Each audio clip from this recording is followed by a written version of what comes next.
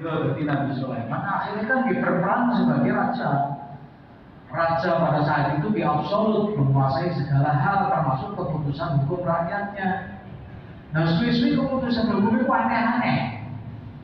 Aneh-aneh sampai suatu ketika raja yang palsu ini berfatwa seorang istri yang men boleh disetujui oleh suaminya, boleh disetujui oleh suaminya. Nah, perlu ini kiranya terus gak percaya, kira raja gak genah. Ini jelas tentu raja itu menang ini. Orang mungkin, itu rupanya ada standar moral yang dimiliki oleh rakyat itu bahwa ini gak mungkin raja kayak ini gak mungkin. Akhirnya diuyang-uyang diusir bisa. Kerajaannya kosong ya raja. Nah, setannya sudah merasa gak berguna cincin ini. Kalau sudah diusir, dibawa nang laut aliran ini. Terus di tangan karo iwak. Terus Nabi Sulaiman kersane Gusti Allah. Sing dadi buruhnya seorang nelayan ini penggalian itu begeti iwak. Sampai ketika nemokno iwak sing ana ali-aline Nabi Sulaiman. Terus ali-aline digawe, terus balik ke kerajaan. Terus diakui lagi sebagai raja. Itu jenenge Gusti Allah balik no kerajaan Nabi Sulaiman pada Yaum Asyura. Nah, berikutnya apa lagi? Nabi Ayub. Nabi Ayub disembuhkan oleh Allah dari segala penyakitnya dan dari ujiannya juga Yaum Asyura. Nabi Yunus keluar dari perutnya ikan setelah 40 hari di dalam ikan. Itu juga Yaum Asyura. Doanya Nabi Yunus ini bisa ditiru. Iki gawe wong sing salah taubat iki diwaca. Rabbi inni dzalamtu nafsi faghfirli fa innahu la yaghfiru dzunuba illa anta. Niki pas sujud Nabi Yunus donga niki terus. Rabbi inni dzalamtu nafsi faghfirli fa innahu la yaghfiru dzunuba illa anta. Awit dhewe nek salat taubat itu biasanya rakaat pertama itu maca alam nasrah. Maka rakaat kedua maca alam nasrah kali alam nasrah. Nek pas sujud subhana rabbiyal a'la wa bihamdi. Subhana rabbiyal a'la wa bihamdi. Subhana rabbiyal a'la wa bihamdi, terus disambung rabbi inni dzalamtu nafsi faghfirli fa innahu la yaghfiru dzunuba illa anta. Rabbi inni dzalamtu nafsi faghfirli fa innahu la yaghfiru dzunuba illa anta. Rabbi inni dzalamtu nafsi faghfirli fa innahu la yaghfiru dzunuba illa anta.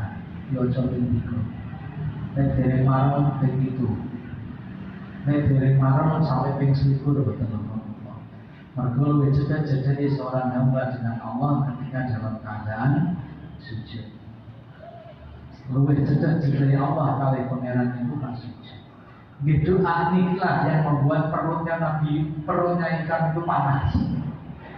Yang dongo ini wetenge itu mulus-mulus. Setiap Nabi Yunus dongo ini perutnya itu mulus-mulus. Terus akhirnya Nabi Yunus itu dimuntahkan. Keluar dari ikan setelah 40 hari ada di dalam perutnya itu selama 40 hari. Keluarnya itu pada Yaum Asyura. Terus Nabi Yusuf, Nabi Yakub kumpul dengan bapaknya setelah 40 tahun terpisah. Ada yang mengatakan setelah 80 tahun terpisah. Kumpul dengan bapaknya. Di waktu itu kan Nabi Yusuf dipetal oleh bapaknya gara-gara dulur-dulur ini kok. Nabi Yakub itu punya 2 istri. Yang istri pertama menurunkan ibu Yahuda dan saudara-saudaranya. Yang istri kedua punya 2 anak. Yang satu namanya Yusuf, yang satu namanya Bunyamin. Yang satu Yusuf, yang satu Bunyamin. Nah ini berarti pelajaran.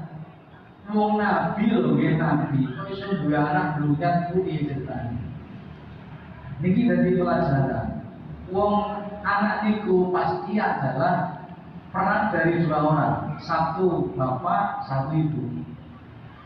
Anak itu adalah hasil peran dari dua orang, satu bapak, satu ibu. Pelajaran dari Nabi Yusuf itu ternyata apa? Api anak itu ternyata tergantung ibunya, bukan bapaknya. Nasab memang dari bapak, tapi akhlak itu diturunkan oleh ibu. Akhlak diturunkan oleh ibu. Itu kenapa rahasianya, hikmahnya Nabi Yakub adalah seorang nabi yang soleh, tapi dari istri pertama menurunkan anak-anak yang iri dengki, anak-anak yang sombong, yang iri dengki kepada saudaranya. Sementara istri yang kedua, istri mudanya Nabi Yakub, solihah, muti'ah. Akhirnya punya anak dua jadi orang besar semua. Yang satu Nabi Yusuf jadi nabi, yang Bunyamin jadi wali.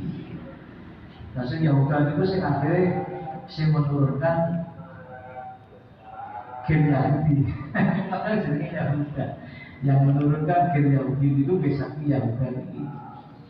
Nah, milo akhlak seorang anak lebih banyak diturunkan oleh ibunya. Kalau nasab memang diturunkan dari bapaknya. Itu akhlaknya. Dari situ makanya hati-hati. Anak-anak muda itu kalau menjadi pasangan hidupnya, sebab dari pasanganmu lah nanti bagaimana karakter anak itu akan bisa dilihat. Bagaimana tidak, wong dia sudah menyatu dengan ibunya 9 bulan di perutnya. Kemudian yang mengajar anaknya segala hal kayak digendongan ibunya, digendongan juga ibunya. Maka para ulama menyebut al-ummu madrasatul ula. Ibu adalah madrasah yang pertama. Dari sinilah ada transfer karakter, transformasi akhlak dari ibu ke anak. Lo digambar ini ngomong itu bagaikan sawah. Al-Quran juga menggambarkan begitu. Nisa hukum harfun. Istrimu adalah sawah. Nah, bapak itu apa? Bapak itu benih.